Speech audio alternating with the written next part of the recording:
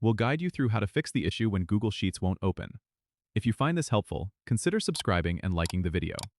First, open your web browser and ensure it's updated to the latest version, as an outdated browser can sometimes cause issues with opening Google Sheets.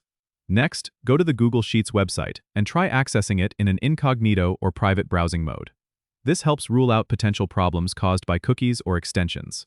If it opens, then you know it's likely an extension or cache issue. You can then clear your browser's cache by heading to the Settings menu, selecting Privacy and Security, and then Clear Browsing Data. Make sure to choose Cached Images and Files, then clear the data. If that doesn't work, try disabling extensions one by one. Go to your browser's extensions page, typically found in the Settings or Tools menu, and toggle them off to see if Google Sheets opens. Still not working? Ensure your internet connection is stable, as a weak connection could prevent loading. You can also try using a different browser altogether to see if the issue persists. If none of these steps work, it's worth checking if Google Sheets is down by visiting a website like Down Detector. Sometimes the problem isn't on your end, but rather a temporary issue with Google's servers. Don't forget to subscribe and comment if this helped you out.